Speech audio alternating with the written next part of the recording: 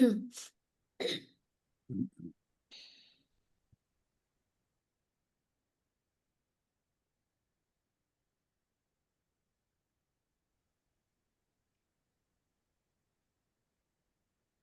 right. All right. Good evening, everyone, and welcome to the Thriving Dentist Annual Expert Panel Webinar. And I'm Shay, your host for tonight's panel. And I'm so glad you're here for this empowering conversation designed to help you overcome challenges, seize new opportunities, and create a dental practice that truly thrives. Let's take a moment to warmly welcome our distinguished panelists. We have with us Ed Gabriel, Alison Perrin, and Beverly Wilburn. We are honored to have you with us today. Thank you for your time, and we are super grateful for that. All right. So tonight's discussion will explore financial and mental strategies for dentists' well-being. Before we dive into this powerful discussion, I want to shine a spotlight on the sponsor who made tonight's possible, that is Equa Marketing. For nearly 2 decades, Equa has been the thriving force behind dental practices that don't just grow, they dominate. Their clients consistently rank in Google's top 10 results for hundreds of keywords, bringing a steady flow of new patients at the lowest possible cost. So that's not luck, that's mastery, right? So let me ask you something. If you Googled your own practice right now, would you show up on the first page? Or your prospective patients must be booking appointments with your competitors instead. So this is one of the biggest challenges dental practices face today. You may be delivering world-class care in your office, no doubt. But if you are not visible online, you're missing out on a constant stream of new patients who are actively looking for you. The exciting news is there is a solution. With the right digital marketing strategy, from powerful local SEO to laser-focused advertising and smart, engaging content, you can do more than attract inquiries. You can transform clicks into loyal patients walking through your doors. And here's something you don't want to miss. Stick with us until the very end of tonight's webinar, because we've got something special lined up that could take your practice's online presence to the next level. All right, let's meet the incredible panelists who will be sharing their wisdom with us tonight. We're delighted to welcome Ed Gabriel. Gabriel brings a wealth of financial expertise to the dental world with a career that spans a Big Four accounting firm, business brokerage, and financial planning. Since 2008, he has been part of Drill Down Solutions, where he helps dentists achieve their strongest financial positions through smart tax, business, and accounting strategies. Outside of work, he enjoys time with his 15 grandchildren and loves fly fishing on Rocky Mountain rivers and saltwater flats. Welcome to the panel, Gabriel. Thank you very much. Happy to be here. Thank you so much for your time. All right. Something is wrong with my slide today. All right. Next, we are delighted to welcome Alison Perrin. She is the owner and the CEO of Legacy Practice Solutions, where she helps independent medical and dental professionals achieve financial clarity and reduce administrative burden. A certified financial planner with deep expertise in healthcare billing, she has helped practices recover millions in denied claims, turning financial stress into stability. Her mission is to free providers from billing headaches so they can focus on what they love most, patient care. Welcome to the panel, Alison. Thank you for joining us. Thank you. I'm very pleased to be here. Thank you so much. All right. Finally, we are delighted to welcome Beverly Wilburn. She is the owner of Magnify Dent, where she helps dental practices and entrepreneurs boost revenue and strengthen their business strategies. As vice president of Dev Advisory Board, the founder of Dental Spouses in Business, she is a sought-after consultant and expert witness on dental business standard. a past winner of the AAGOM Practice Administrator of the Year Award. Beverly is known for helping teams break down barriers, improve productivity, and drive growth even in challenging times. So welcome to the panel, Beverly. Thank you so much. Happy to be here. Thank you so much for taking your time to be with us today. So unfortunately, Caitlin is not making today. She had to drop out last minute, just letting you know. All right. Here is a quick look at tonight's focus. We will start with dentist burnout in 2025, spotting early signs and key stresses, then move to mental resilience with simple science-backed ways to stay balanced. Next is financial health as a burnout buffer. And finally, building a sustainable practice culture with better systems, delegation, and boundaries to protect your energy. And remember, this is not just us talking to you. We want you in the conversation too. So if there's any questions, send us.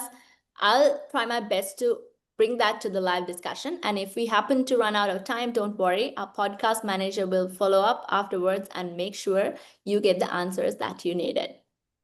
All right. Having said that all, let's go ahead and get started. I'd like to start off with Gabriel.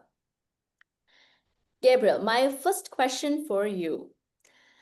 Would like to know what are some of the earliest warning signs of burnout that dentists and their team should be watching for in today's fast-paced environment? Well, there are a number of indicators that you could look for. One of the biggest ones from a financial perspective is just a decline in productivity. We often see this with dentists that are nearing retirement and are anxious to transition out. Oftentimes they do the opposite of what they should be doing. Their revenues start going down, their productivity goes down instead of it going up. There are other signs as well, and I'm sure some of our other panelists can address these also, but things like conflict within the team, when communication gets stressful, or when there's a lack of communication between team members, that can certainly be an issue. Generally just not enjoying your work, not having the same attention to the clients that you used to have when you were younger and more energetic. I think another just general sign is just not really remembering why you're doing what you're doing. What is your why? And if you don't know what your why is and you're not being true to that, then that's certainly going to cause some burnout. All right. All right. I'd like to know your thoughts as well, Alison and Beverly, on this. I absolutely agree with Ed. Knowing the why is really important. Right. Okay. Alison? Yes, I agree also with everything that Ed is saying. And I think that it's really important to make sure that your cash flow is consistent, because if your cash flow is falling off, that's really going to cause some stress. And I think stress is the main cause of burnout, right? You just become so stressed out, become burned out. Right. Yeah. Very true. So you need to take care of your team, make sure that your communication among the team is perfect. And also, as you mentioned, consistent cash flow, as well as know why you started, first of all, right? All right. Alison, next question is for you. From your perspective, what are the most significant financial stresses that lead to burnout for dentists, and how can recognizing these early signs prevent a crisis in their practice? As I was just saying, the inconsistency of cash flow can be very, very stressful. And so one of the main things is to make sure that your cash flow is on a consistent basis.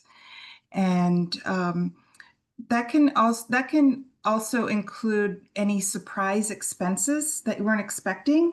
So you want to have maybe an emergency fund to take care of those expenses so that you don't have to, at the last minute, try and figure out how to deal with an emergency or an unexpected expense. The other thing that can be very stressful is the rising cost of all of your overhead expenses. And while we're seeing inflation right now, that is definitely seen in our overhead with salaries going up, rent is going up, all of the bills that we have to pay, electricity is certainly going up. And so all of these things can add up to a very stressful situation. And if you're not managing that and taking control of that, that will definitely lead to burnout. All right, all right. That is very true. You want to add anything, Beverly? I just say I agree with Alison. If you don't have money in the bank, you're definitely going to be burnout. So getting money in the bank is really important. All right, right. Gabriel, any thoughts? Yeah, I have several thoughts on this one. Obviously one that we deal with all the time is taxes. And taxes do Right. create a lot of stress for people. If you're not working with an accountant that explains things to you so that you know what strategies you can employ and which ones you are employing, if you're kind of in the dark about those things, then that's going to create some stress. If you're not doing tax planning where you're anticipating what your taxes are going to be, what we always try to avoid is somebody getting a big surprise on April 15th when taxes are due, right? That's not the point at which to know how much taxes you're going to owe, because that's going to be a big number, and it's usually going to be at the last minute, and you may not have prepared for it. So good tax planning helps people prepare for that. And good tax planning, I mean, when somebody's most dentists are going to be able to take advantage of a number of basic tax strategies, things like vehicles, home office. A big one is retirement plans, having the right retirement plan in place. And those are all good strategies for folks in normal income levels where you're making $200,000 to $300,000 a year. When you get above that level, taxes become additionally stressful, but there are advanced tax strategies that people can use to reduce taxes at those upper levels. And some of those advanced strategies don't really work well if you're making $200,000 or $300,000, but they work really well if you're in that 400 and above, or if you're facing a transition where you've got a multi-million-dollar tax gain. We have strategies that can really help. Another thing is just understanding your financials. A lot of dentists look at their P&L. They say, okay, it says I made a net profit, but where did the money go? And your P&L is not necessarily going to indicate your cash flow, because there are other things that come into play, such as your debt payments, which you only see the interest portion of debt payments on your P&L.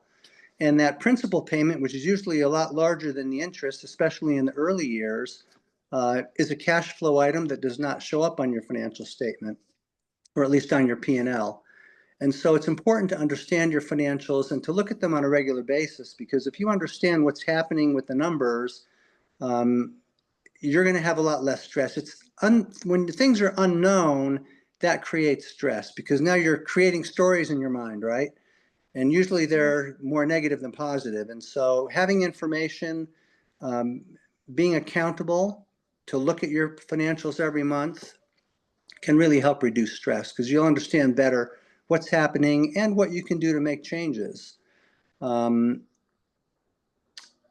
goals is important too, to know whether you are on target with your goals. If you don't have goals and you're just flying by the seat of your pants, you don't really know where you need to be. And naturally, that's going to add to your stress as well. All right, amazing. You need to take the control of your finances. You need to be accountable, as Gabriel mentioned, and as Alison mentioned. I think you need to have a consistent cash flow. We talk about this in the first question as well, and yeah, and good tax planning, as Gabriel mentioned. There are so many what do you call tips that you can take from this panel discussion, guys. So I hope everyone is taking notes. And there are so many practical strategies that you can start. You can start practicing from tomorrow onwards. All right. Before you start, Jay, I just kind of want to say, just listening to what Ed just said, honestly, we've been in both situations in our practice life. We've been practicing for 20 years, or 20, much more than 20, but 20 together in practice. I manage my husband's practice. And I can remember a lot of years ago having an accountant or a CPA that wasn't as versed in all of the dental things that happen and probably knew our numbers about the same as we did. And that was a very stressful time. And a lot of burnout was happening because we would get this huge bill for taxes and it would be like, we have to pay what? By when? Like Thursday? And so now that, those things and systems are in place, speaking to Ed's points, much more helpful, much more less stress and burnout when we can plan for that and have it laid out, throughout the year where we're making those payments a little bit more comfortably. A couple of others, if I could just interject again, another couple of things. When we do tax planning, we usually do it mid-year and then in fourth quarter. And besides knowing what you're going to owe, the other question is, what strategies can I employ to make things better? And that's what tax planning really is and what it should be. Is not just calculating the tax or estimating it, but how do we reduce it? How do we mitigate the tax? The other thing also getting your teams on board with that too. Like I know a lot of, practice owners, other things don't love to share a lot of things with their team members, like in regards to what they need and other things, but those things are realistic, like working those payments and things into what your, minimum is that you need monthly to help offset that. So you're not stressed to try to come up with all those things at one time and what that looks like, from the team aspect, getting them on board a little bit with like, look, understanding that we might have all this money coming in, but a lot of that's going to taxes. Right. And another thing, I'm going to go back to something my father used to always say, you can't have champagne taste on a beer pocketbook. Now, this is important for young dentists, those that are coming out of school, going into practice. We have in our mind the idea, well, now I'm a dentist, I'm going to make a lot of money, and now I'm committing myself to maybe a larger home than I should and a bigger mortgage, expensive cars, and things that really get me overextended as far as payments and debt. And that can be a real killer, because that's once you make some of those decisions, you can't really retreat from some of those very easily. And so you're automatically putting yourself in a stressful situation if you're overextending yourself personally. I would fully agree with what Ed is saying. When it comes down to being successful financially, it's really about how much you're able to save. It doesn't really matter how much you make, it's how much you're spending. If you are spending less than you're making, you're going to be fine. If you start spending more than you're making, that's when you get into trouble, and it can be very stressful because then you start digging a hole of debt, and then that can be very difficult to pull yourself out of. Yeah, the other thing is financial planning, and Allison, you're in that arena as well. But if I know what my retirement goal is, and I know how I'm going to get there, what it takes, what I need to do every year between now and retirement to get where I want to be, that's a big stress relief, right? If I'm just going from year to year and I'm not really saving as much as I know I probably should, and I don't really know where I'm going to get by doing what I'm doing now, then that's going to create stress. I need to have a goal. I need to know the end from the beginning. And if I do that and I know this is how much I need to save every year, these are the kind of rates of return I need to get, because that also will save you from overextending yourself on the investment side. Sometimes we get approached by, when we're making money, we get approached by friends and people who are starting businesses and doing different things, and they sound very lucrative and the returns sound great, but we may be incurring more risk than we need to. And I say this because I've had dental clients who have had that same situation. They've invested in some new business a friend told them about, and several years later, they're out $40,000 or $50,000 and never got any return on it. Whereas if I know that if I save $30,000, $40,000, $50,000 a year for my career, I'm going to have $2, $3, $4 million at the end, and I know that's all I need to retire, and I can do it comfortably, then I've got a plan, and if I execute my plan, that takes care of a lot of stress. Right. I think listening to this, I feel like this is not a financial advice only for dentists, for everyone, right? Yes, that's right. Including dentists. Yes, exactly. All right. Beverly, Yeah. I want to know from you, how can dentists proactively use technology such as, we know, AI-driven tools or practice management softwares to identify and mitigate early burnout signals before they escalate in today's high-pressure environments? I think something you mentioned in previous answers as well, use proper systems to manage everything. So would like to hear that about from you. Yeah. So nowadays, I mean, with AI at our fingertips, like a couple of things I'll say. First of all, we don't want AI to be a stressor as well, because in a lot of situations that can be a stressor, a practice stressor too. So we don't want that to become a stress issue of having to learn how to use the AI.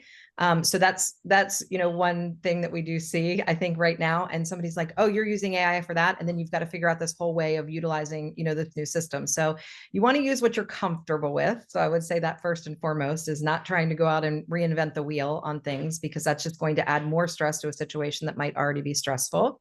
So you don't want to reinvent the wheel, but definitely just utilizing your practice management software, running reports, the appropriate reports that you need to be able to look in there and see and start to watch trends and statistics and benchmarks of what you need to make your goals. And again, if retirement is the ultimate plan, obviously, of all of us, what that looks like moving forward through that path of what our career outlines, look like. So, or timelines look like. So I feel like there's all different pieces of technology. I mean, we can use things as simple as ChatGPT or anything that people are using day to day, but there are some pretty sophisticated systems now where people can plug in this number and that number and say, analyze this for me. What do I need to do more here? And if you're good with it, and you're good with the technology part of it, use it and rely on it. And if you're not, pay somebody that is good at it to help you analyze it and outsource that part of it. But there's so many programs now. There's even programs now that you can plug in every supply that you have in your dental practice, and it'll go out there and feed out for you exactly where to buy it at the least cost possible, which then, of course, is practice savings, at the end of the day. So any place that you can utilize technology, and any place, not that we'll ever be replaced as humans, I don't believe that at all, but anywhere that we can implement it, we want to try to implement it, because it makes us work faster, smarter, harder, quicker. That's very true. There must be so many opportunities. There must be so many, options with the technology advancement and AI and whatnot. But make sure that you are comfortable with it, right? Otherwise, it's going to be a stress. It's just going to be another stressor. You're just going to get burned out because you don't know how to use the AI. And you've got AI on top of AI on top of AI and mountains of different programs. So no point in causing the burnout in that. And get with a friend, get with a peer, or use some peer networks and learn it together. Sometimes that's fun too. I also feel like the mindset that everyone has, that, oh, others are using this, I have to use this. That mindset also makes them stress sometimes, even though they are not comfortable, they try to use it. So yeah. Perfect. All right. Gabriel, would like to turn to you. What daily or weekly routines have you seen work best for maintaining mental clarity and emotional resilience in dental practice owners? Well, that's a great question. Within the practice, things like the morning huddle is very important, because that brings your team together, that promotes communication, that helps you anticipate each day, and gives you an opportunity to create solutions for any issues you may see that arise, and help you to maximize the benefits you're going to be able to give your clients, and therefore the production that you're going to be able to have for that day and that week. So that's a really important thing. I mean, knowing your priorities within the practice is important, and we do that by taking time, right? It takes time to do a little bit of meditation, taking time to do some spiritual or personal development every week, taking time to do some community service and social causes as well. Those things help us keep things in balance a little bit. And I think that doing those things on a regular basis can help us reduce stress and keep things in balance. But I think the morning huddle is really important. Making sure people are in the right roles, that we're delegating and that we're holding people accountable, giving people an opportunity to grow, just that weekly communication that we have with our team, the leadership that we exhibit is really important. And doing that on a regular basis is critical. I would agree. I think that the huddle gives every team member a voice so that they can be heard. If there's an issue that they want to bring to the team, there's an opportunity where they can be heard by the team, and they won't have to sit on it. So I think that's a great idea, Ed. That's true. Biggest pro tip, sorry, Jay, go ahead. Biggest pro tip just for, we do stress a lot. We hear morning huddles. It's like the morning huddle. Your huddle doesn't always have to be in the morning. So I always tell people just one pro tip is if your team is more productive in the afternoon, or you feel like maybe you have a split team, maybe you're working in a larger practice where you guys are all over the place and your huddle time is 12:15 every day. Just take time, like Ed's saying, to huddle every day, but it doesn't always have to be first thing in the morning. It's whatever's going to work for your practice and make it work for you. That's amazing. I think Gabriel mentioned about setting up goals for your practice is very important. I think the whole point of having these huddles, morning or evening or whatever the productive time, as Beverly mentioned, is that make sure that you and your team is on the same page, right?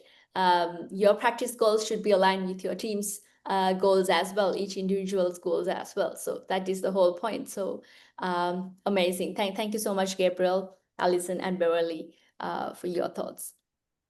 Alison, my next question for you is, many dentists feel loss of control when facing billing complexities. How does regaining financial control, particularly through optimized revenue cycle management, directly contribute to a dentist's mental resilience and overall well-being? That's a great question. And Ed had kind of touched on this earlier, that anxiety really comes from uncertainty. If we can address the uncertainty, then the anxiety will reduce as well. Those two are kind of linked. So if you are taking control of your revenue cycle, that is going to give you a lot of confidence in your cash flow. If you know that your claims are being paid and they're not being denied, that will all lead to your more certainty and reduced anxiety. So having a predictable, healthy financial system can alleviate a lot of that anxiety that people are feeling. Because in my experience, a lot of dentists and other medical providers they do what they do because they care about their patients. They didn't necessarily want to be business owners, and then by default, they end up being business owners. It's not what they enjoy doing. So it can be helpful to find a trusted team member or helper that can take that off of your plate, someone that you can trust to just take care of that for you. You still need to stay on top of it and make sure that you understand it. But if it's not a burden for you, that can reduce some of your anxiety. I think that is a good point. Have a team member or a partner to, if that managing finances all together is a burden to you, pass that to someone else, right? Because you're looking at the overall practice or the business. So yeah, that's a good tip, I think. Beverly, anything to add? No, I think she hit the nail on the head, and all right, Gabriel, really good points there. I think when we look at revenue cycle management, I mean, there are various elements to it, right? There's how many patients am I bringing in the door? How many dollars am I generating from each patient? How full is my schedule? Those are the things that get money into this revenue cycle, right? Then the question is, how do I collect the money?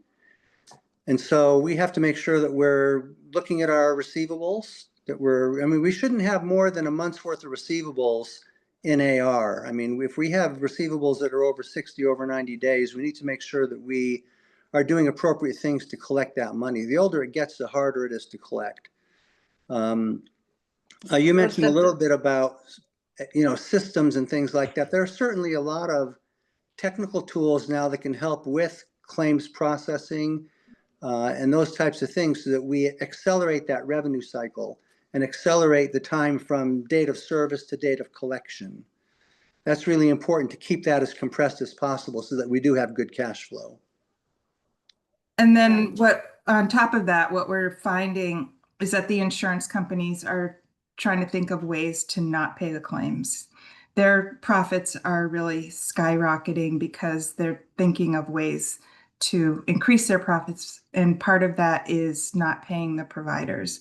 So if you have someone that's really following up and making sure that you get paid, that's going to really contribute to the receivables and give you more security. And it's really not something that most providers have time or an inclination to do, is to fight with the insurance companies. So it's important to have someone on your team that will do that for you on a consistent basis and make sure that you are getting paid what you're supposed to get paid according to your contract. And if you don't have somebody strong enough on your team, outsource. There are lots of companies. I think Alison might have one for medical, right? So there are lots of companies that you can call if you are struggling with that revenue cycle. And I will also say that we used to traditionally have the 30, 60, 90 day. That was kind of the thing. With the implementation of AI and other things nowadays, most experts are recommending a big reduction in that. It's usually about a 15, 45. So you're now shortening that gap of time from claim to pay. Right. You know, we had a webinar previously about PPOs, and that's always a big issue, right? That PPOs just aren't reimbursing the way they should. But just an example of one of my clients that reduced his stress, he had a PPO that was not, they were reducing their reimbursements. And he just decided that he was going to drop them. So he did a little bit of study. He, over a period of time, he made the decision to drop that insurance. And now he's doing half the work and making the same amount of money, and his stress has gone down. That's very true. I think if we start talking about PPO, that's going to be a whole different panel discussion. Actually, make sure we make another one. Yeah. All right, Beverly.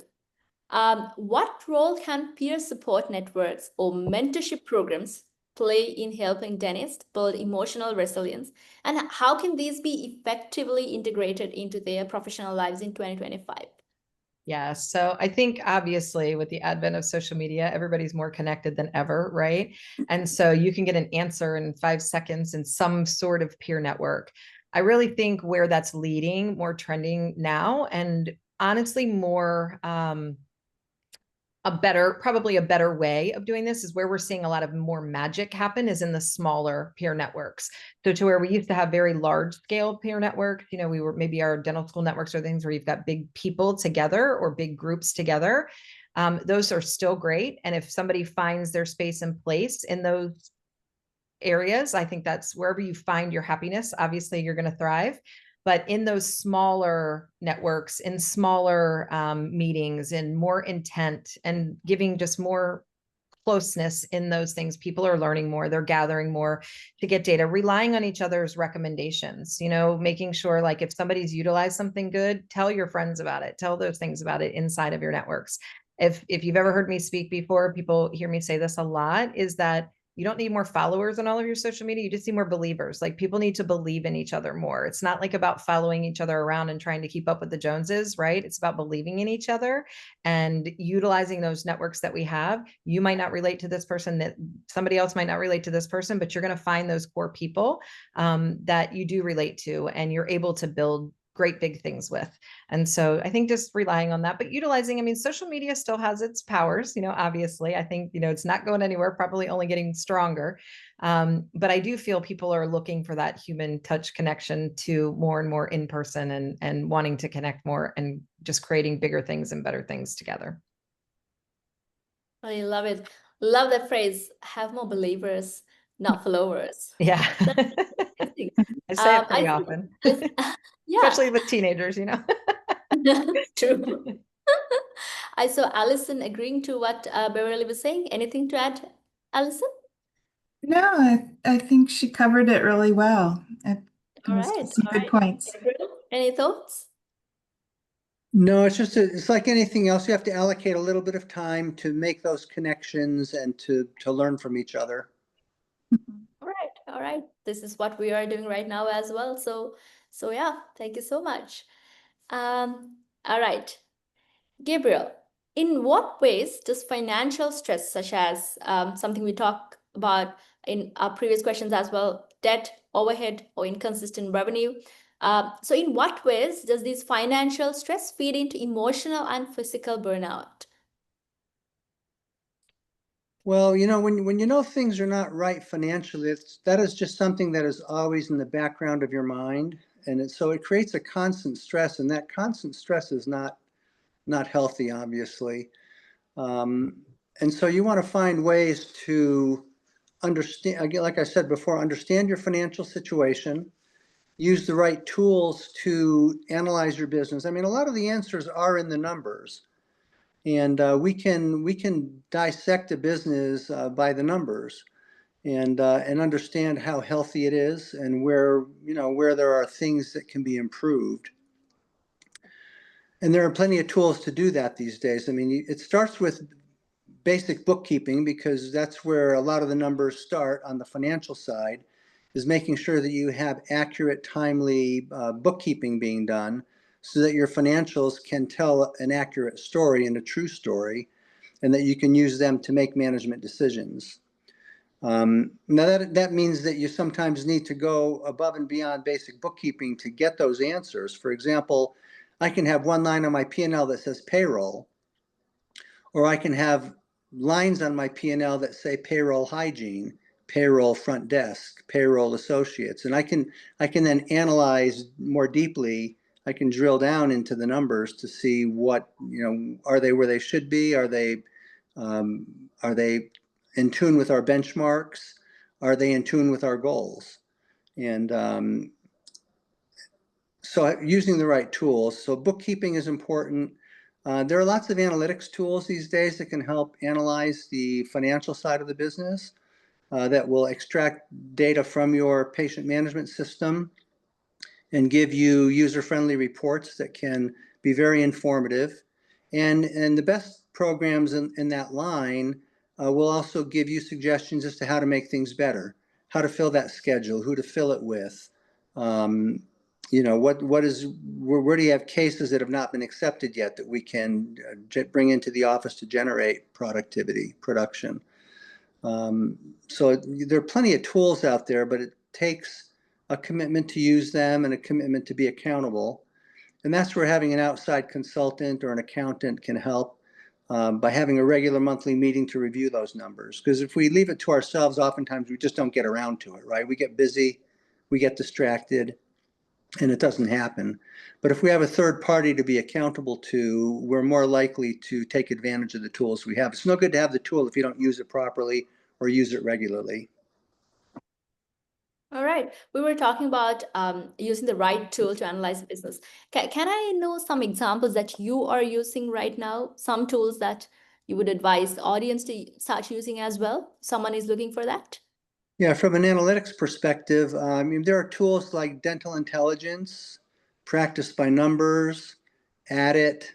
There are a number of different tools. I'm just thinking, I just came back from a dental conference at Dykema, and there were quite a few vendors there. And there are a number of them out there, and if you look, you can find them. Now, some of those companies have been around longer than others. With the advent of AI, everyone's making improvements and making them pretty rapidly in many cases. So what a program may have been a year ago, it's probably been improved now. But it's important to know that the tool you're going to select will answer the questions that you need answered, and that you're going to get the support that you need. You want to make sure that you've got people available to train and support on that system. Now, a lot of those tools are very, there are consultants that are very familiar with those, and some consultants have their favorite tools. So that's another way to get mileage out of a tool, is to use it in conjunction with some advisor that knows that tool well, and can give you the most mileage, get the most mileage out of that tool.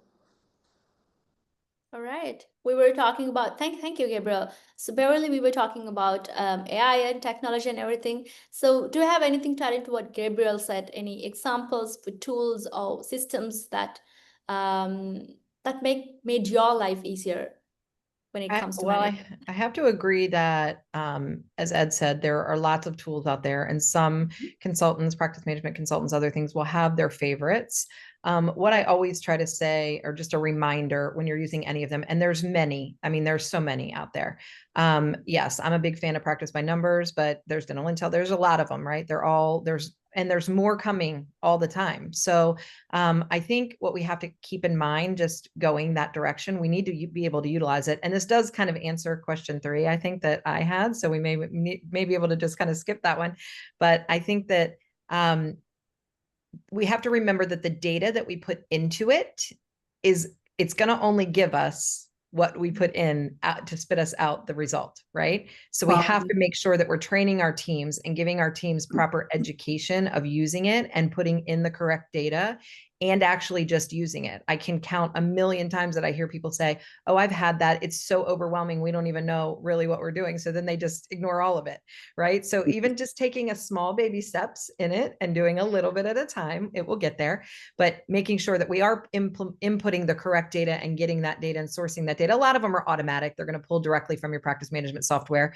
But the ones that you still have to, there's still usually a human body that's entering that into the PMS somewhere. So making sure that the result is giving you, what you're supposed to have based on what they're inputting is a good idea. So training the team just to make sure that those things work effectively for you. They're not that cheap, a lot of them. So you want to make sure that you're getting the dollars worth that you're spending on them. All right. So I agree with Beverly. I think that training is really key. A lot of times people might skip on the training because it does take some time to train people properly. But if people are not trained properly, then they're not able to do their job properly. And so that is just going to cause anxiety and stress throughout the team.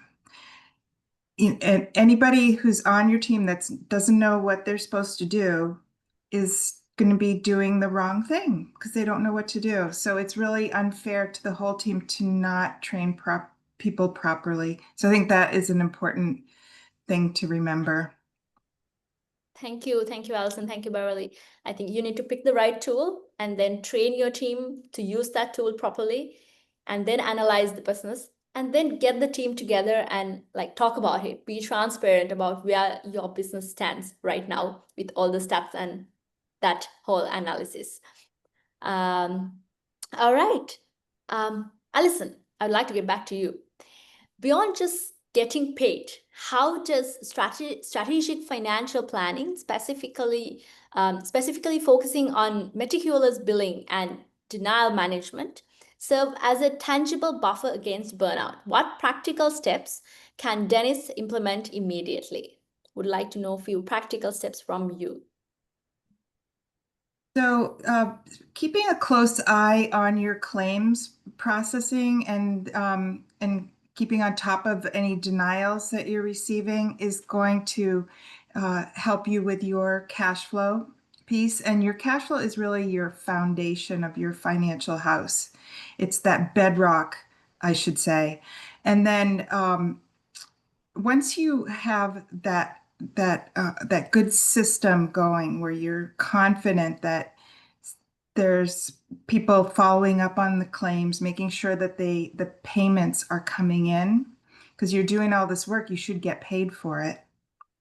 Then the next step is to look at the risks that you're facing in your practice, because your practice is a business and there are risks that are being faced. And so you need to manage any risks that are facing your practice. So for example, what would you do? How would your practice, your patients, your staff, your family, how would they be affected if you weren't able to work because you were very ill or you had an injury? So those are the kinds of things that you need to take a look at. Or if you were to die prematurely, how would that affect your practice? So these things are other items that can add anxiety and stress to a practice if something like that happens to one of the team members. So that's part of financial planning, is looking at your risks and managing those. And then I think Ed made the point previously that once you've got your bedrock and your foundation in place, the bedrock is the cash flow, making sure you have that consistent income, and then your foundation is the risks, managing the risks that you're facing. Then you want to start building for your goals, your retirement goals for all of your staff. Everybody wants to plan for retirement, right? So you want to help everybody on your team to start working toward that goal. And that's kind of the financial planning in a nutshell. You start at your foundation and you build up from there.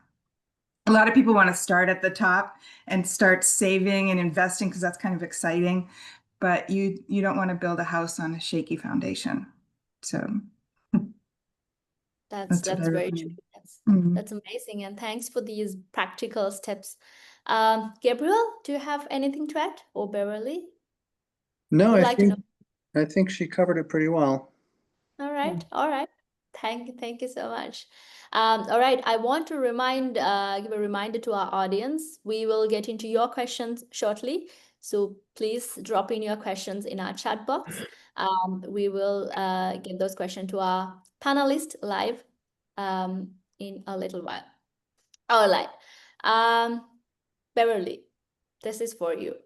How can dentists leverage financial analytics or forecasting tools to anticipate and manage cash flow challenges, thereby reducing the mental strain of financial uncertainty? Yeah, so I think that's kind of what I was saying. We kind of answered this really. Just being able to utilize those analytics programs, softwares, forecast what that looks like, what you can use those to kind of give you where your goals are and are you meeting them, and just making sure that you're implementing them, make sure that the data that's going into them is good and correct, and making sure that you train your teams around how to use them and utilizing the expense that you're, the actual product that you're paying for. All right, amazing. Gabriel, anything to add? Yeah, some of those programs will actually use your schedule and the types of cases you have on your schedule to project that cash flow, because they can, based on what they know about who's coming in and what treatment you're giving them, they can determine what the production is going to be and give you a cash flow forecast. Right. Amazing. Amazing. All right. Before we move into the questions from the audience, I'd like to share my screen and share something that I was mentioning at the beginning. I hope you can see the screen. Right. So I was mentioning about a surprise gift that is coming from our main sponsor, Equa Marketing. I want to mention about that before we get into our audience questions. This comes from Naren Arul Raja, the founder of Thriving Dentist Expert Panel. He's also the CEO of Equa Marketing. So Naren's mission is to help dental professionals like you grow a practice you not only love, but feel proud of. As a heartfelt thank you for spending your evening with us, Equa is offering you a complimentary one-on-one marketing strategy session with their marketing expert. So this is entirely free, right? Here's what makes this more than just a call. Before you even meet, the expert will spend hours studying your practice, your online presence, your competition, your local SEO, so he can show up with deeply personalized insights and a roadmap built just for you. So yes, I'm talking about this free marketing strategy meeting, right? So you can see the QR code on the screen, or Achini has put the link on the chat probably. So take a moment and scan the code and reserve your session. All right, let's get back to our conversation. Would like to see whether we have gotten any questions from the audience. We have a Q&A and chat both open right now. I'd like to give a few minutes to the audience to ask any questions that they have.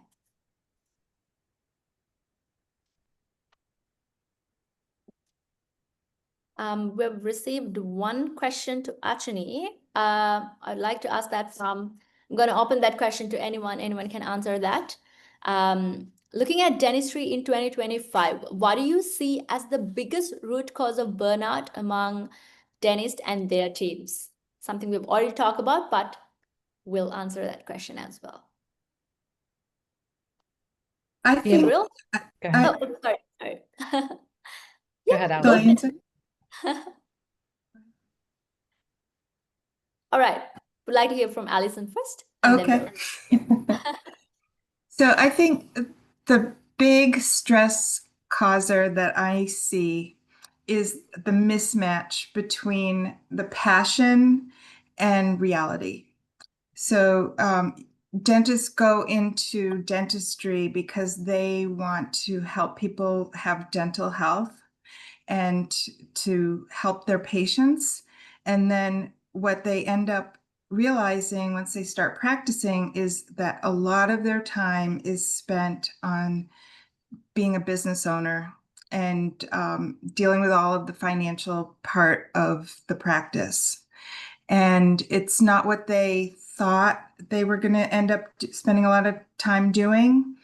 And so it causes some stress because they'd rather be spending their time learning new dental skills or techniques or just helping their patients better. So I think that mismatch between what their passion is and what the reality of what their day-to-day is actually can cause stress. All right. Thank you. Beverly, you had something to add as Yeah, well. I definitely think it's just finding really good help and keeping them. Honestly, like that is like the biggest stress of everybody right now is just finding good quality help and keeping those people happy and with you. That's amazing. And Gabriel? And I think that's a function of leadership. Leadership and communication is really, really important. Whenever there's a mismatch between what I want to do and where I know I am, when there's that gap and we don't have a way of filling that gap, then we're going to have stress. But leadership, there was a great quote by John Quincy Adams. He said, "If your actions inspire others to dream more, to learn more and do more and become more, you are a leader." And then Peter Drucker said, "Management is doing things right, but leadership is doing the right things." And so if we can get whatever help we need to develop our leadership skills and our communication skills, we'll have a better sense of what our team needs, what our clients need, and be able to find ways to motivate other people on our team to help come up with the answers. And when we're clicking together like that, when we're working together and communicating, that's going to move ourselves forward, move our practices forward. All right. Amazing. Wonderful insights. I hope whoever who sent that question got the best answers from our panelists. All right. Can we see any other questions?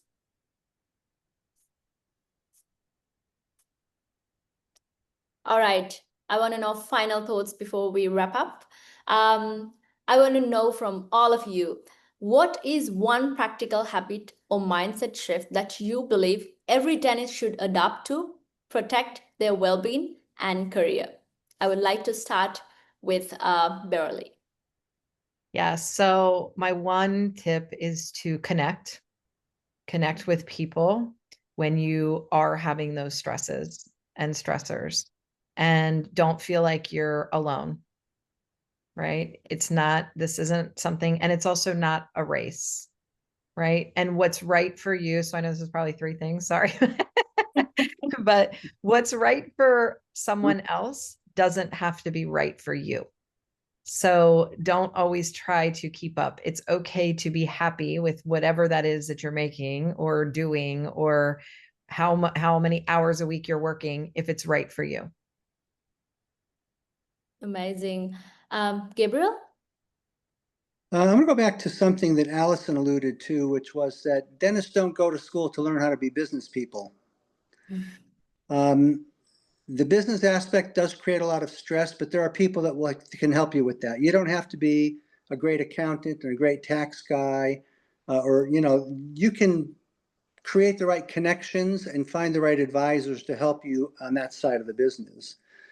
Good ones will educate you so that you become more comfortable with being a business person, but you don't have to go it alone. There are people that are more than happy to help you and that have the skills to help you do it efficiently and do it right.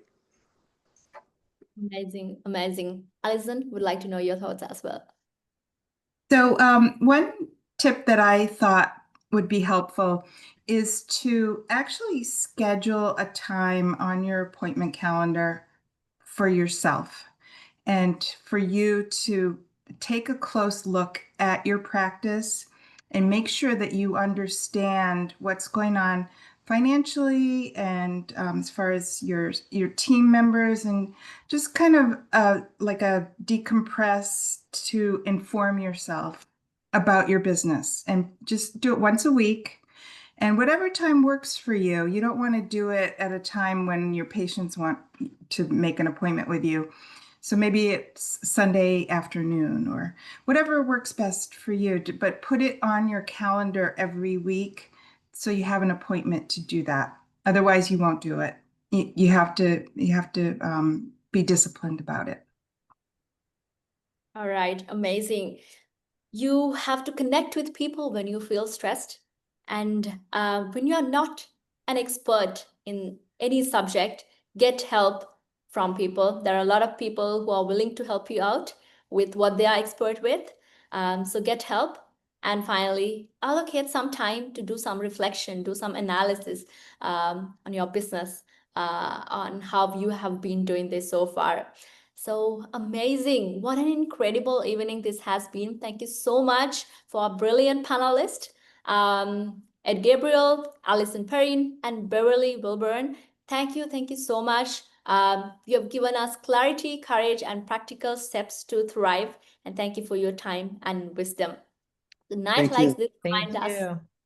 Amazing. Night like this remind us that dentistry is not just about teeth. It's about growth, balance, and creating legacy of care. Let me share my screen for a minute. All right. Thank you to our amazing audience as well. You are the reason we do this. Your willingness to show up and learn and to engage is what strengthens this community. So thanks, everybody. Thanks, our panelists. Thank you, audience, for this wonderful evening. Thank you for being here. Thank you for thriving with us. All right. So see you all at the next Thriving Dentist Expert panel. Until then, take care and good night. Good night. Thank you. Thank you so much. Bye. Have a good night.